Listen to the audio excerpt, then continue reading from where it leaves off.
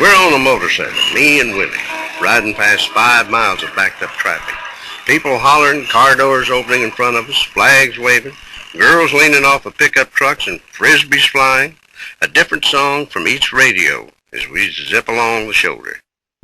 We're covered with caliche dirt and shouting ourselves hoarse, heading for the Dripping Springs reunion, Independence Day, 1973. Willie's called a gathering of the tribes to this dusty patch of ranch about 25 miles west of Austin. Naturally, it's pure chaos. We've got Ernest Tubb, Hank Cochran, Charlie Rich, Chris Christopherson and Rita Coolidge, Ray Price, Loretta Lynn, Johnny Bush, and the whole Austin scene, with Jared Jeff Walker and Doug Somm, and yours truly, all milling backstage, along with about 70,000 of the wildest fans you could ever have out front. Rednecks, long hairs, rolling around together in the heat and the dust. Nobody has a clue about what they're doing. Nobody knows when they're going on or who's in charge, and nobody can figure out how to control it. Nobody wants to. Somebody steals the money and we don't get paid. But there, right as rain, is Willie beaming up at me. He knows it's the beginning of something. We hot, ain't we? He says. We hot. If there was ever a free spirit on earth, it's Willie Nelson. He'll tell you it's because his philosophy of life is follow your intuition. It's just that we go about it in different ways. Willie does not want to break the natural flow of things. He does not want confrontation. Whatever's bound to happen, he figures, well, go ahead and let it. Now, Willie'd sooner bend than break, leaning backwards until he throws you off balance and gets his own way. When Nashville started giving us both a hard time, Willie up and left for Texas, and he didn't come back. I stayed in Nashville. I guess in the end we both survived as best we knew how, coming out on the other side with our pride and music intact. He'll never change, and I don't think he should. He'll give you everything he's got and say yes to anybody and trust that events will turn out fine in the end. He'll never be rich. He loves to be a gypsy on the road, playing that old beat-up guitar and wearing them silly-ass headbands, singing through the side of his nose and signing autographs after the show. And then his concept of karma comes in. Now, what he believes is that if he's with you and he causes you to have something bad happen to you, you should be thankful to him because he's helped you pay for a sin from another life. Ooh. Everything we did at Dripping Springs was wrong, and it didn't matter. Nobody paid to get in. The fences were all torn down. Backstage it was pot, whiskey, pills, and some cocaine. Coke was just coming in at that time, but I was still running around with a pocket full of uppers. The whole audience was as twisted as we were, all day, all night, drinking hot beer. Now, what I wanted to know was when and where they went to the bathroom, since they weren't about to give up their place in the front row to take a leak. There were streakers and starstruckers. It was a wonder nobody got hurt. We were having the time of our life, and Billy Joe Schaefer put it best. We were all melted into one comet.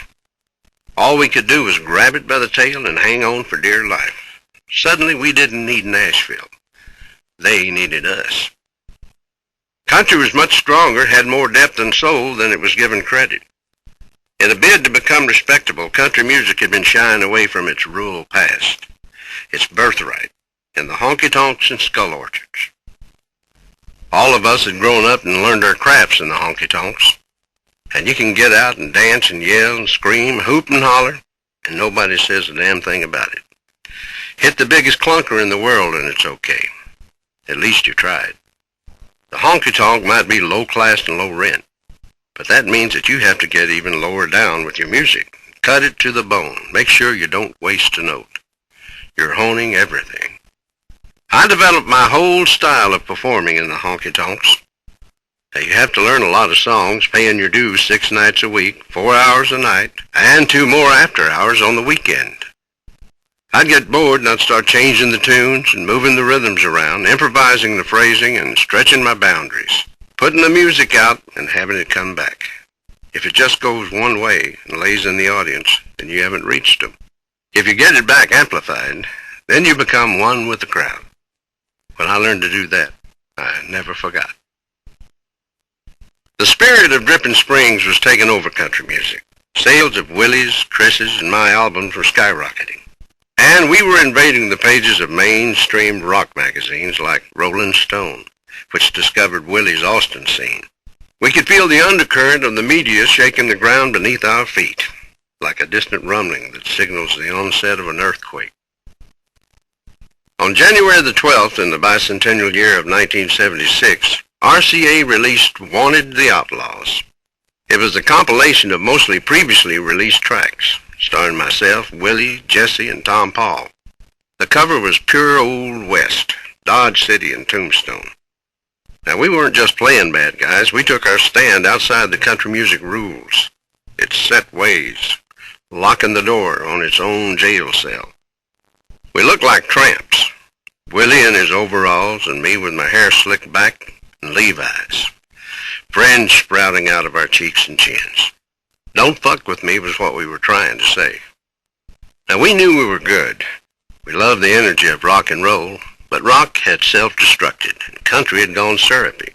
To us, outlaw meant standing up for your rights, your own way of doing things. It felt like a different music, and outlaw was as good a description as any. We mostly thought it was funny. Tom Paul immediately made up outlaw membership certificates and handed them out to select visitors to Hillbilly Central. We did feel that we were connected, but our musics were very different from each other. The only thing bringing us together was our attitude. We needed a change. RCA was delighted. Now, they'd tried to find a description to categorize my music since the days of folk country, and now they finally had a concept. The marketing department breathed a sigh of relief. At last, an image. Jerry Bradley, RCA's Nashville chief, heard them down the hall. Jesse's success with songs like I'm Not Lisa, Willie's success and my success was impossible to ignore, as was the constant stream of media attention. He decided to jump on the careening bandwagon, asking me to put together an outlaw anthology. Now, I'd been doing package shows with Willie and Tom Paul under the outlaw concept. RCA had the rights to Willie's back catalog. Jesse and I were lawfully wed, and when Bradley suggested the idea to me, I asked for Tom Paul to be included. Some of the things on Wanted the Outlaws were over 10 years old. As an album, our true fans had probably heard most of it before. For the newer people who needed a sampler of outlaw music to understand what the fuss was all about, it was a perfect introduction. To set the stage, the album opened with My Heroes Have Always Been Cowboys. It was written by a woman, by the way. A new song in which I tried to link up the cowboy ways that I'd always admired in my high-riding heroes and modern-day drifters. It was an oddly downbeat way to start an album, but it seemed to sum up the frontier loneliness that often came hand in hand with our ideas of rugged individualism. Here comes cocaine. It's the same as pills, but it's smoother. It lasts shorter, more jolt, and more expensive. You got any pills? Now, that used to be the rallying cry of the late-night set. We shared our stashes then. 2 or 3 pills, and you could be up for 12 hours, with enough left over for the next couple of days. Not with cocaine. Those lines vanished quicker than you could spoon them out and roll up a $100 bill. Cocaine doesn't last, maybe 20 or 30 minutes, and then you got to have another toot. With enough cash flow to keep the level in my body up, I could stay up for 6 or 7 days. But I couldn't be still, wobbling around thinking I was having fun, and I guess I was. I was the happiest druggie you ever saw. I was laughing and cutting up all the time. None of that down garbage. I would sometimes get to dragging before I'd crash. But all I had to do was say goodnight and fall out, just like somebody clicked your television off, recharging until I was ready to go again. Now, everybody told me how great I was on drugs. I didn't realize that the ones that were patting me on the back were the ones I was giving drugs to. But I thought I was 1 in a million. At $100 a gram, I was buying it for $20,000 a pop. You can't keep everybody's habit up, and my intake was reaching $1,500 a day.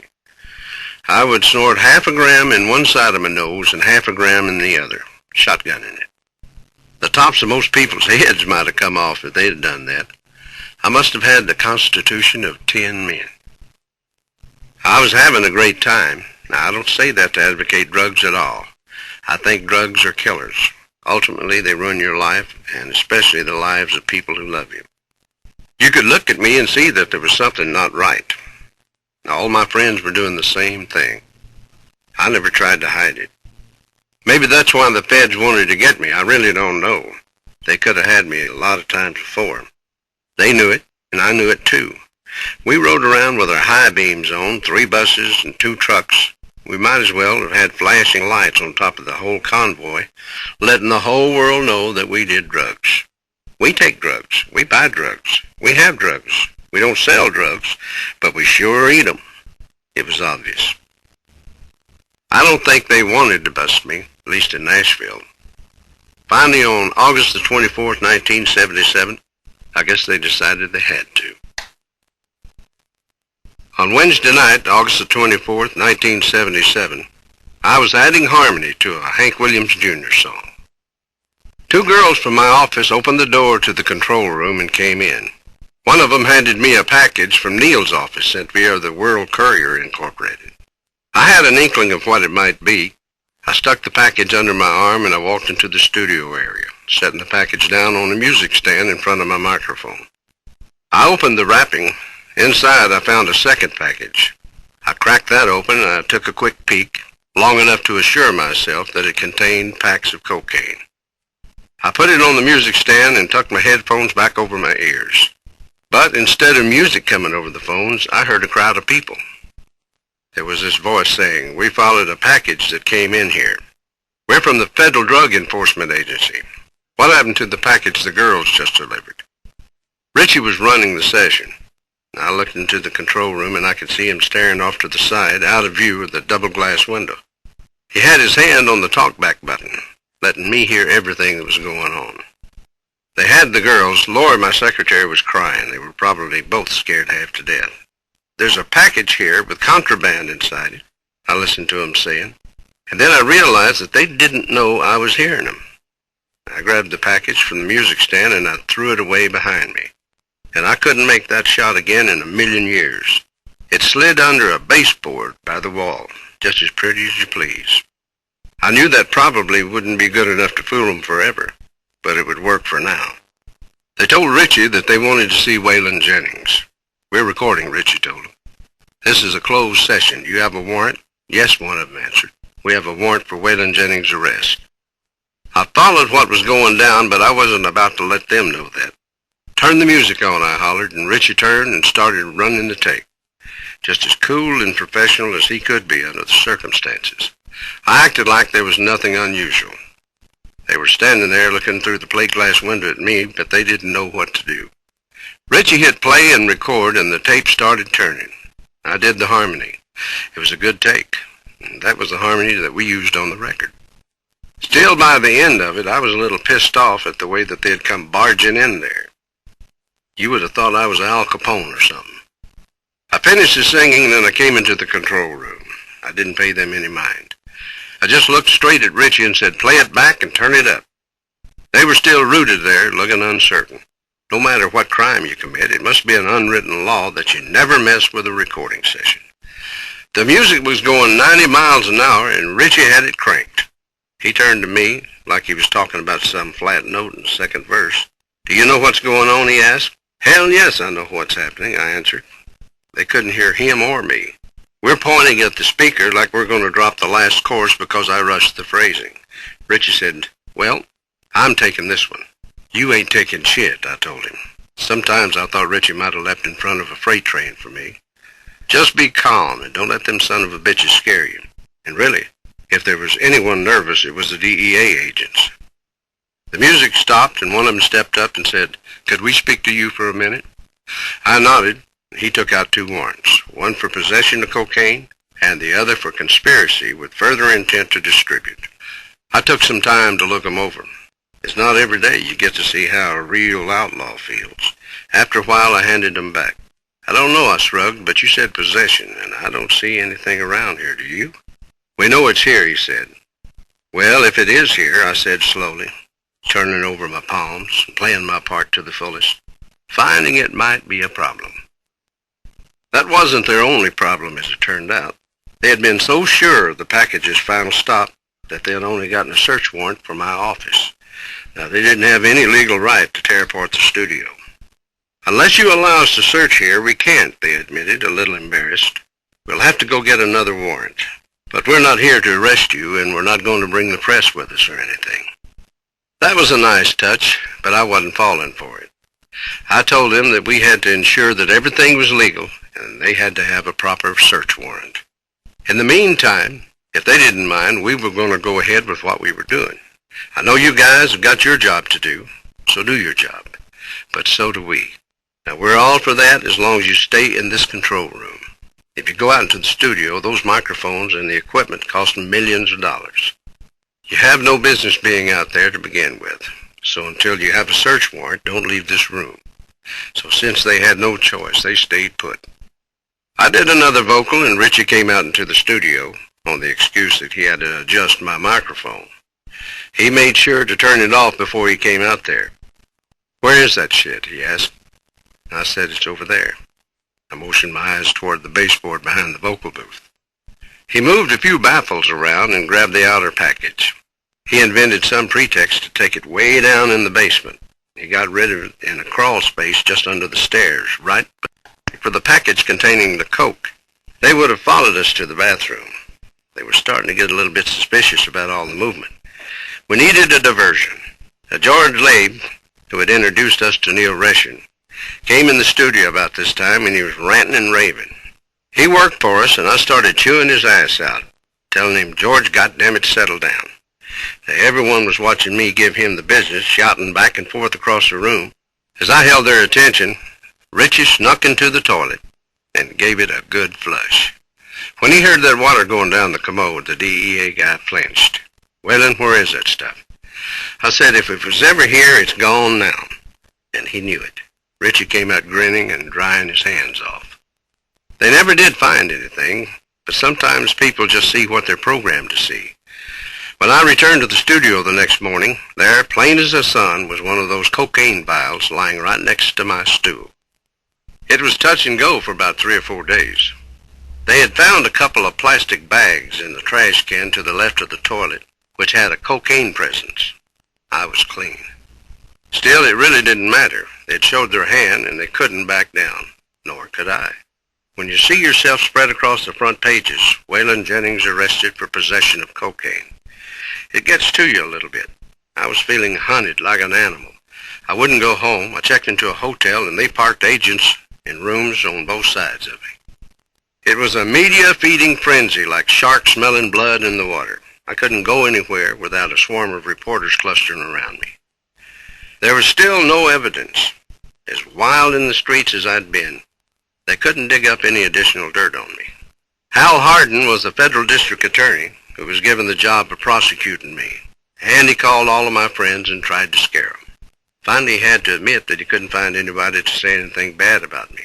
I was glad to hear that. Nobody knew much of anything. After 4 or 5 days, they still hadn't found any cocaine. Finally, at one station, the newscaster turned the whole question around. "You know," he said, "we haven't even thought about one thing. What if Waylon's innocent?" And I was until proven guilty. The case and subsequent brouhaha would continue for months and wind up costing me about $100,000 in legal fees. But from then on, I knew the charges wouldn't stick. One thing the bust didn't do was slow down my drug use. I thought I could handle it and not let it handle me. But sometimes you can get very insulated and isolated in this business. There were weeks when I wouldn't get off the bus except to take a shower in the hotel. It was my safe haven. Pretty soon you begin to think you're above society's rules, and subconsciously, you're not one of them. It's a form of ivory tower. All that mattered to me was having a good stash. If I got down to a quarter of an ounce, I started freaking. I'd hide little security bundles and briefcases around the house, only to find them years later. With the pills, I was always chasing the high amphetamines gave me during the first 6 months. I lost it somewhere along the way, that feeling. And then along came cocaine. It was the same thing, only smoother, and more often. kept a constant level of drugs inside me. I'd do a 2 or 3 inch line every 20 minutes or so. More than that sometimes. I always made sure to grind it up real good, so it wouldn't eat holes in my nose. But I inhaled it with such force I bypassed my sinuses. It just went right down in my lungs. I'd put it in a straw and sniff it so hard that it would shoot right straight back into my brain. The last thing I cared about was that it was wrecking my health, or that it was illegal. I'd heard about experiments with rats and cocaine. They'd put food in one corner and cocaine in the other. The rats would eat the cocaine until they died. A couple of weeks after the bust, the CMA released their nominations for the year, despite the fact that I refused to participate in the proceedings, claiming that artists shouldn't compete with each other. They went ahead and put me in 6 categories, including Entertainer of the Year, Male Vocalist, Vocal Duo with Willie, and Album of the Year with Wanted the Outlaws. Still, there wasn't much doubt. CMA or no, we were the duo of the year. Waylon and Willie, Willie and Waylon. And we had Lukenbach, Texas to prove it. Chips Moman had co-written the song, and when he showed it to me, he used the right approach. I got a song here that you can't do because it's got your name in it.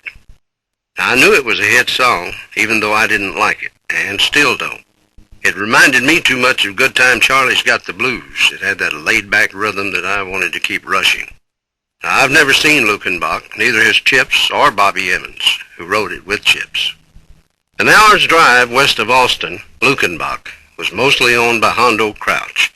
He bought it because he wanted to keep the local honky-tonk post office open. Its population was in the single digits, which matched the record chart position throughout the spring of 1977, including number 1 on the country charts for 6 weeks and heading into the top 30 of the pop charts. Jerry Jeff Walker had recorded in Lukenbach, which put it on the country map. It's a simple symbol of going home. Every state has a Lukenbach, a place to get away from things. I kept withdrawing and spending more and more time in my upstairs office, never going anywhere. I knew, as far as the drugs were concerned, when I was not fit to be seen. And I kept getting farther and farther into my own world. What was I hiding from? Not from anything in particular. I had become a prisoner of who I was, the identity I'd helped create. Maybe it's not natural for a country boy to have all that money flowing in from every which way, and people following along in its wake, coming at you, wanting a piece of your reflected glory.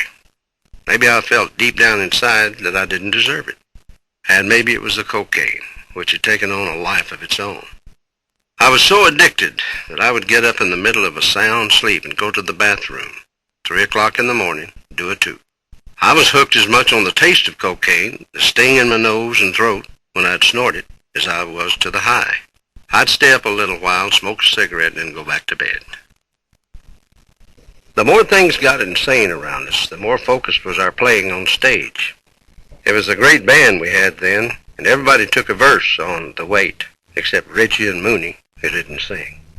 And we'd tape each night with a cassette recorder, and every evening as the 70s went through their final spin, the whole band would sit on the bus and listen back to the show. That's how different it sounded, how much everybody enjoyed their chance to play music, night after night, and they cared about what they were doing. As much as we were making, though, it seemed like it was costing more and more to keep the show on the road. Even discounting the 6-figure sum that I was spending on cocaine, the tours were running well into the red. People were hanging out and getting paid for it. We had close to 50 bodies on our payroll, and I was not sure of what any of them were doing. There were at least 20 people more than we needed on the crew. And if I saw somebody twice in a week, I'd ask Richie, are they working for us? My records were selling faster than they could manufacture them. The shows were sold out. We were doing it on our own. Everybody else just tried to keep up, including us. For every $1 million I was taking in, I was spending $2 million. And I was broke when I was the hottest thing in the country. I didn't realize it at the time, but there was a hole somewhere. The money was pouring down it. One day in spring 1981, my friend Bill Robinson, Richie, and I sat around a Beverly Wilshire hotel in L.A., looking at a pile of papers thrown about the floor.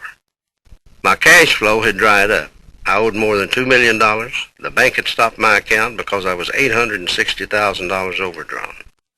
The first country album to ship gold may have been I've Always Been Crazy, but I'm not stupid. It was time once again to stop and start over. Everybody whose wife is going to have a baby, raise your hand. I asked the crowd from the stage at Kane's Ballroom in Tulsa, Oklahoma, and I raised mine. Terry, my eldest son, was working for me, and he just about fell over. The audience cheered, and I could hardly start the next song, I was so happy. I had talked over the phone with Jessie just before I went on, and the doctor had confirmed what we had suspected. She was pregnant. That night, the stage lights seemed even brighter than usual. They had me blinded. I was high, and the stage was tilting, and I couldn't see anything. I was starting to fall. I looked out at the room, and I focused on a long column that stretched up from the floor to the ceiling, locking it with my eyes and using it to regain my balance. That was the night I learned about center post. You've got to have one, something to measure yourself against and grab hold of whenever you feel like life is swinging out of control. If you don't have one, you'll fall. Musically, Hank Williams was my center post. It's always gone back to him, the one who did everything wrong and everything right. As for living, I realized at that moment that my center post was Jessie. I was not complete when I wasn't around her. Someone to relate to, and that's part of our being. And what better relation than a child? Jessie spiritually prepared in her heart that she would be ready when there came time to have a baby. It was part of a commitment that we made to each other, to be somebody each of us could believe in, no matter what came to pass. The baby was planned down to the night we conceived. We both knew we needed to, if we were ever going to. We heard the clock ticking. I had just passed 40 and Jessie was close enough. I think she had been waiting for me to come off drugs, and when she saw I wasn't really ready to give it up, we both knew what the deal was. We took a chance. That chance took us to the Nashville Baptist Hospital in the early morning hours of Saturday, May 19th, 1979. June Carter Cash had come down to keep us company, and John was on his way. We were playing spades, laying the cards on Jessie's stomach. I hadn't been in the delivery room when any of my other kids were born. It wasn't done that way in West Texas. They didn't want any of those big, tough cowboys to faint away watching their wife give birth, but I almost did. It wasn't any different for me, though times had changed. You need to go in there, the doctor said, and so did June. But the closer the contractions came, the more I thought I should occupy myself by going getting me some cigarettes. I looked at Jessie, and you could almost feel the energy moving through her. It was like she had a whole sandstorm boiling up inside her. "Is there any way I can talk you out of this?" I asked her. She smiled and shook her head no. We were as totally together as a man and woman could be. "I'll go with you then." And I put the hospital garb on and sat there beside her in the delivery room holding her hand. We didn't know what the baby would be, a boy or a girl, right down to the last minute. There was a little red-headed boy that Jessie had seen in church. He was all over everything, pure boy spirit, and about the cutest thing you ever saw. His real name was Shooter. They put the baby on Jessie's stomach, right where the ace of spades had been dealt about 10 hours earlier, and he was hollering to beat the band. Jessie looked over at him, and she looked at me and said, "We got us a little Shooter," as Waylon Albright Jennings promptly peed all over the nurses. "Well, do you want to go bankrupt?" Bill Robinson stood up and shrugged his shoulders and spread his hands. Richie looked forlorn. There wasn't much any of us could do. The figures didn't lie. I was swimming in red ink and about to go down for the third time. "You're broke," he said, laying it on the bottom line for me. "Everything you've got's in hock. Your building, your home, and the bank has closed your accounts. You've spent your advances. The worst thing is that I'd been giving it away. So much money was flowing through that office, I never bothered to count it. And after a while, nobody else did either, except to take out their share. And there were a lot of shares. I'd seen Bill Robinson backstage, on my way from the bus to the microphone, standing in the wings by the curtains when I'd work out on the West Coast. He was tall and gamey with a shock of black hair. He never said anything, and after a couple of times I began to recognize him. And finally I walked over one night and said, "What do you do? Have you got a job?" Maybe I'd hired him already. No, he just liked my music. And as a theatrical movie agent, with offices on Rodeo Drive, or as we call it in the country, Rodeo Drive, he was here as a fan. Bill became one of the brightest spots in my life. He represented Jim Garner, and as I got to know him better, I was able to confide in him about the growing financial mess that I was finding myself in. That fall, it had come to a screeching halt. Payroll was due, and the banks had stopped whatever money I'd had, and I tried to get a hold of Neil. He had disappeared, and don't ask me where. He had been supposed to get some money from somewhere. Don't ask me where. I was supposed to have been one of the top earning entertainers of the 70s, and the money had vanished. Don't ask me where. Where? It was like I woke up from a deep, long sleep on the bus between towns, and for a second you look around and don't know where you are. Removed. And when you do realize, a sense of stepping outside yourself, seeing the whole map of where you've been and where you might be heading, then you really wake up and realize where you are. Up shit creek. It was Bill who told me how much trouble I was in. Creditors were beginning to send threatening letters. I owed $250,000 to Learjet alone. My American Express bill was the budget for a small state. I was giving the money away, literally. Salaries were overblown, padded out with rent-a-cars and party floors in hotels. A lot of it was buying friendship and approval, and a lot of it was people taking advantage. I got the leftovers. About this time, I hired an ex-IRS auditor to come in and go through my finances. He didn't look too happy when he finished unbalancing the books. "There's people you can put in jail for a long time," he said, "and they've stolen a lot of money from you. There's people right beside them who were not involved, but because they were there, they looked involved, and they'll have to go too." I knew what he was saying and who they were, but that had never been my intention. "All I want to know is what happened," I said. "I'm not prosecuting anybody." How could I? The main one who was involved was me, because I didn't care. Now, they could come to me with a problem, and I'd say, "Don't ask me, go see somebody else. Figure it out on your own." And after a while, no matter who they are, if they work for you, even if they love and respect you, they'll say, "Well, if you don't give a damn, why should I?" I couldn't stand the thought of bankruptcy. There was no reason to hit bottom.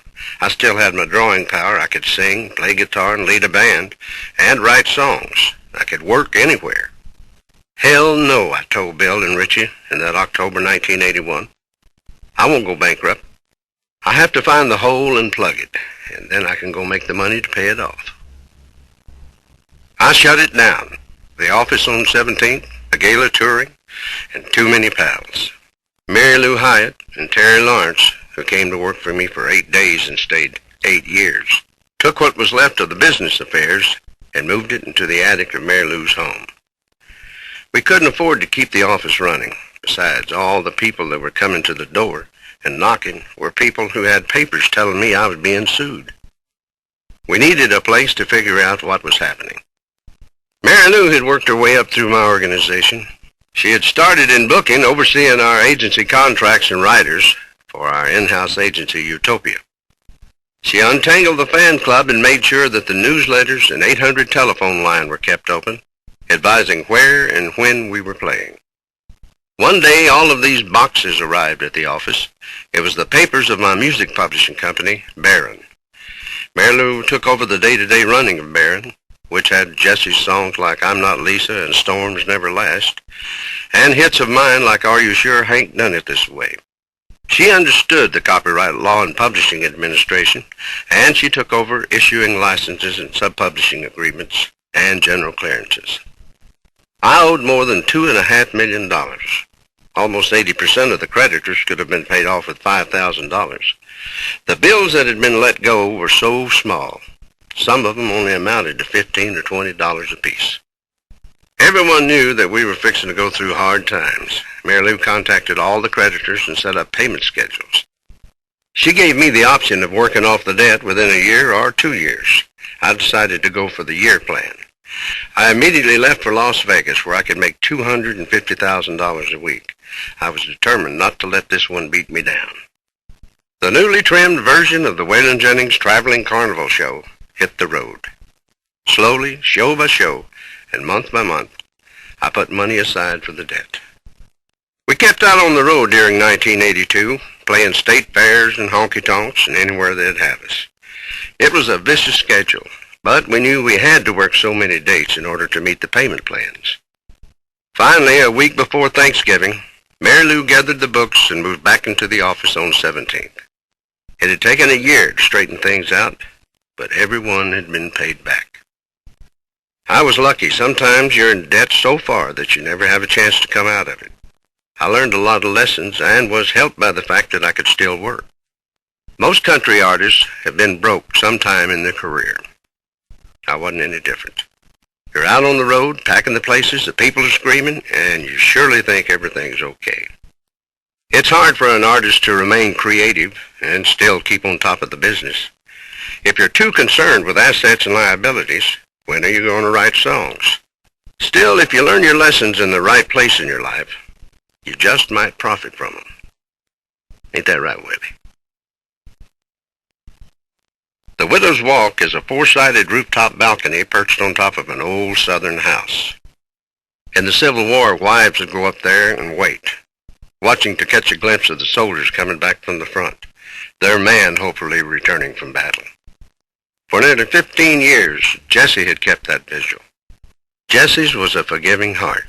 She had to have that sense of destiny working itself out, of time bringing even the most lost to their senses to live with me.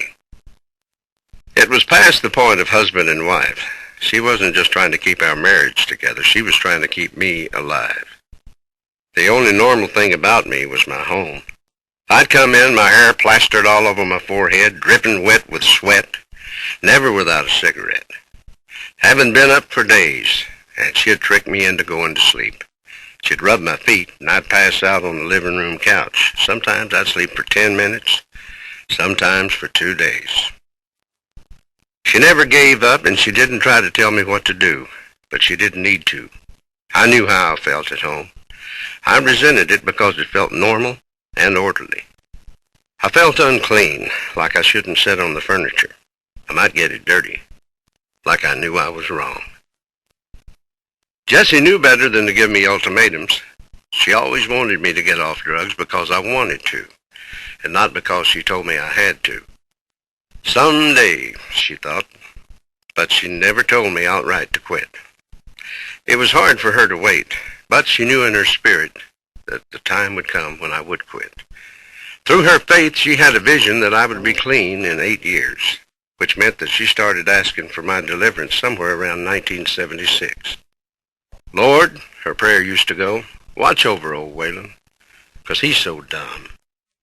We talked about it sometimes, but I could sidestep any conversation and avoid the subject whenever it got too close for comfort, outmaneuvering her. One thing I can always say is that even in my worst drug usage, I never was mean to Jessie. There's never a time that I didn't love her and she didn't know it. But I wouldn't allow her to talk about drugs. If she did, I would just tell her off real quick and go about my business. She kept poking vitamins down me. I really didn't believe I would live past 45. It was the romantic thing. We called it the Hank Williams syndrome. Along with roaring on old Hank's road to ruin, you were expected to die young. Nobody made me feel worse than Shooter. Our little Waylon Albright was the light of our lives, as you might expect. I'd sing to him, and he'd just look at me so sweet. His mother would sing to him, and he'd start crying. I loved to rib Jessie about him looking more like me than he did her. He was our love child, the symbol of our togetherness. From the moment we brought his baby bed into the house, he was the golden child. He was a sensitive little guy, and he knew something wasn't right with me. Shooter's attention span was longer than mine. He'd be around me for a minute or two, and then he'd have to leave because I was so scattered. I think I made him uneasy. I was all screwed up trying to hold him and feeling like he was so little in my big old arms. I thought I could keep my drug use hidden around the house, but one day, when he was about 3, he came in the room and found one of my straws. He picked it up and started sniffing on it. I didn't think he'd ever seen me do that. It really threw me. I don't regret cocaine. What's the use? There's nothing I can do about it now. It was part of the times we lived in, the songs we sang and the drugs we took. Who knows where one left off and the other started? We were having a fine old time. At least we thought we were. I knew how to live it up. I rocked and rolled on country and western time. Nobody could have more fun. I've always believed it's your life, and you can do whatever you want to with it. That is, if you're living in a cave like a hermit. But when it affects other people's lives, when you destroy their lives along with yours, you have no right to make them suffer. None. It got to where my music started to show the strain. I was doing bad records and missing shows due to laryngitis. Not picking up the guitar unless I was getting paid, and in general just not caring. I was feeling bad. I couldn't get my breath and I was losing weight suddenly. I'd get dizzy spells at high altitudes. I'd be driving along and have to pull over and get out of the car. We'd be in Lake Tahoe or Aspen, and I'd turn to Jessie, grab hold of her arm, gripping her tight and trying to lean on her. We still couldn't talk about it. Jessie herself felt drained and depleted. She had been my rock for so long, and she was at the end of her waiting. In her gift of faith, she felt that she had been tempered by the Lord, or she would have been able to pull back and have the patience to see us through. She had inquired about treatment centers and clinics and talked to John Cash about how he wrestled with his demons. I knew I was in trouble, and my friends and family had me cornered. Jessie understood that I wasn't the type of guy that you bag and throw in the trunk of a car and get committed. If you tried to make me do something, I was too stubbornly defiant. Strength or weakness, this heel-digging probably caused me as much unnecessary trouble as it kept me from compromising my music. She saw that the spirit was willing, but my flesh was weak and getting weaker. Still, spirit can beat flesh, like paper covers rock and matches burn paper. Resolve only flows one way. At least I was heading in the right direction. I'm not going to quit. I'm just going to stop. I never say quit. I'm just going to get off. I'm just going to stop. This time, this is the time. I wasn't even aware in my heart that I'd made a hard decision until I said it aloud. I thought I would take off the month of April, clean up for 30 days, get my health back, my feet on the ground, and enjoy some looking for a feeling when I got back. I told Jessie I'd always be a drug addict and I'd always do cocaine, and that this was just temporary, to slow it down. I leased a house in Arizona with the help of my old friend Bob Sikora, who was running clubs in Phoenix like Mr. Lucky's, and he owned a string of Bobby McGee restaurants. It was out in the desert, and I've always respected the spiritual purity of that stark land. Jessie's daddy had lived about 80 miles as a crow flies southeast of Phoenix, just below Superior and around the Ray Copper mines. It was wilderness. He built a cabin along the Gila River, and in the morning you could get up and you could see paw prints in the sand, where mountain lions, rattlesnakes, and wild boar had been. I'd go there to taper off drugs, and it seemed to help. The desert would soothe me. I could exist without stimulants for weeks at a time, drawing on the desert's silent company. You'd better respect the desert because the desert leaves it up to you. It's not going to help. There's nobody you can pay to find the answer and bring it to you. You can't sit back and wait on it. The desert is going to leave you totally alone to see if you can find the strength within yourself to survive. There are no distractions. You can't outfox the desert. You'll die trying. On the night of March 31st, 1984, I did all the cocaine I could and left $20,000 worth on the bus. I didn't think I could handle withdrawal without an escape hatch. Though it must have been frightening for Jessie to know that drugs were just sitting out there, just waiting for me to have a moment of weakness. I parked the bus in a circular driveway and prepared myself to wait it out. A doctor would come by and give me a vitamin shot. Otherwise, I knew I was on my own. My body reacted as if someone had pulled the plug. I had sudden convulsions. It was like I was caught in a revolution, with snipers on the rooftop and battles being waged on every corner. My nerves were in a constant grind of readiness, waiting, every cell about to explode in anticipation for some relief that just wouldn't come. My bones hurt, I didn't sleep, I'd wake up at all hours of the night with toxins pouring out of my body. I really got sick. It was the first common cold I'd had in years, as my body flushed out the cocaine residues. I'd sit out on the swing in the front yard, watching the sun come up, and I'd still be there sometime when the stars began to shine.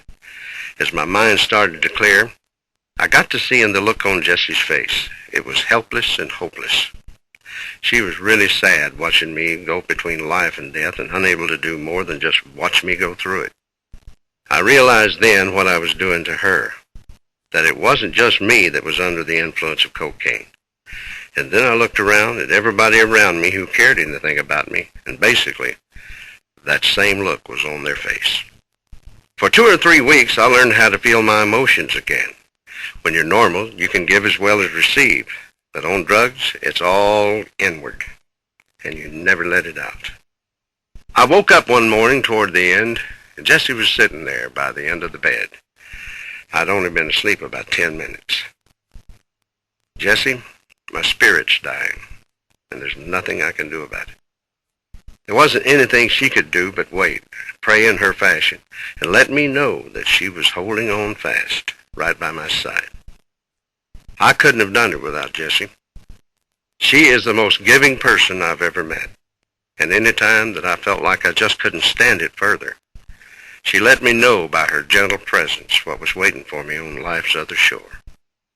There was a grand piano in the house, and she sang from a big Reader's Digest book of old songs that was on the music stand. We went for short walks, and I clung close to her. She knew I needed someone to be my partner. Shooter played in the front yard, and I watched him as I sat in the swing, knowing that he was my greatest inspiration. After about 3 weeks, I got to where I could sit for a time and feel my mind clearing out. I realized that's the end of it. I waited another day or two to make sure about what I was thinking, though I still felt that I had only stopped. That was my key word. I was in the car with Jessie one afternoon watching the desert scenery go by, and I turned to her and said, "Does so-and-so know I've quit?" And she stared at me. I realized what had just come out of my mouth, and I didn't believe that I had said that. "Did you hear me?" I asked her, though I was really directing the question at myself. It had come from deep within, and we both understood it was absolutely true. I wasn't ever going to do drugs again, as amazing as it sounded. I had painted myself in the corner, and when I give my word, I don't break it. A month after entering my own halfway house, I walked out the door slightly shaky, but feeling strong, at least physically. I was anxious to see what life was going to be like, though I didn't dwell on the mental hurdles that were sure to come. Back on the bus, there was still that $20,000 worth of cocaine waiting for me. The last temptation. I really didn't want to deal with it, and I wasn't about to pass along my troubles on somebody else.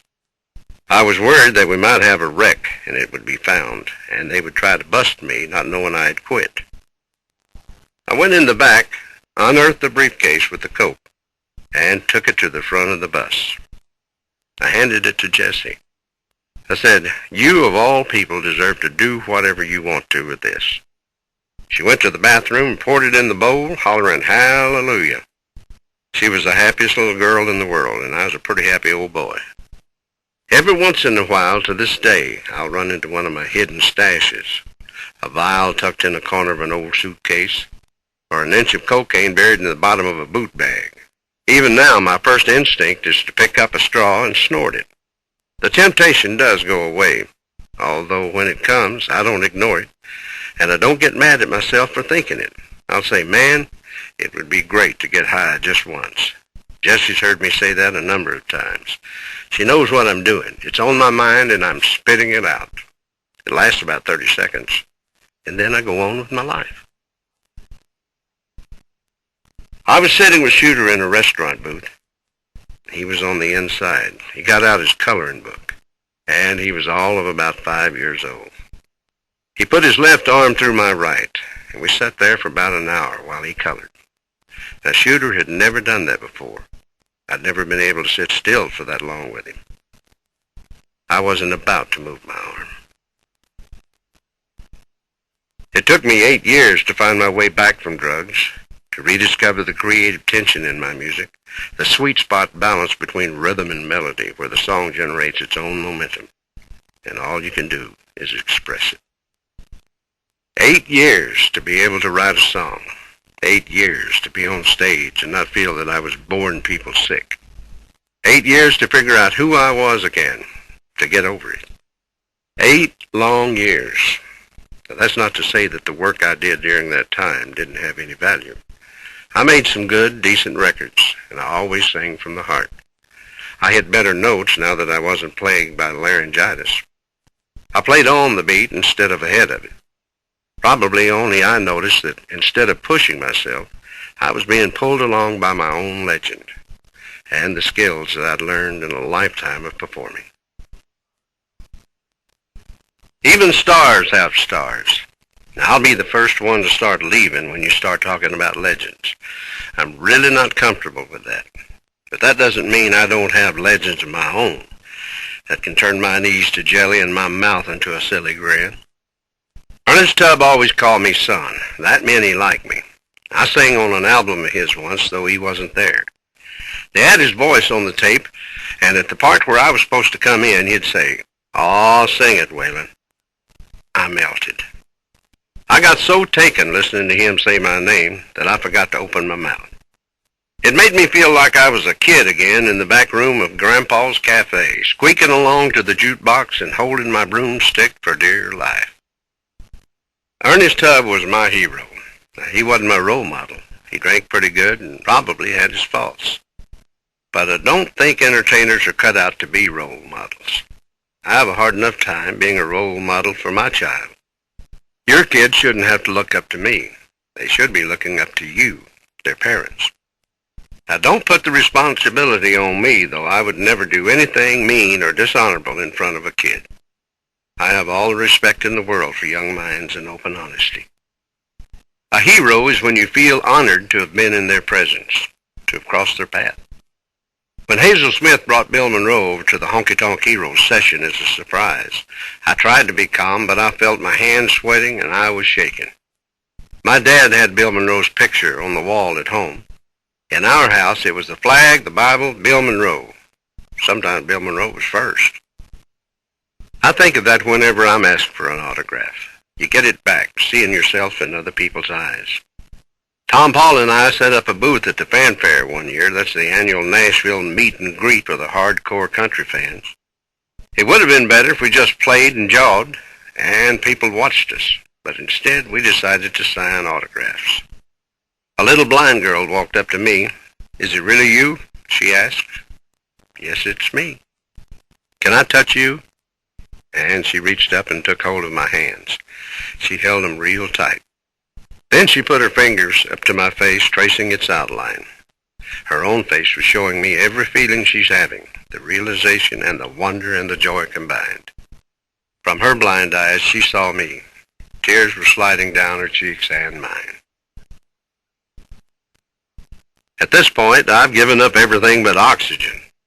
I'm still on drugs, taking handfuls of pills, only this time they're for my heart and for my blood sugar and my well-being.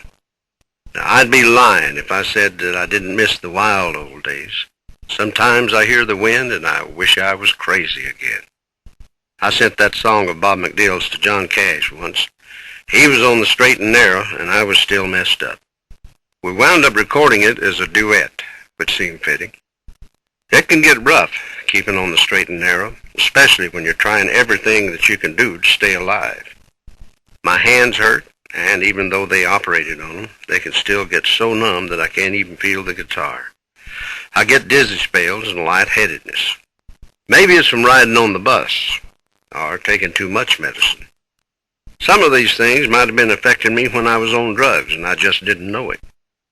I used to think I could get above the pain, go out in a blaze of glory. I do know that my new direction is for the better. I have a stable, easy life, and everybody around me tries to take care of me.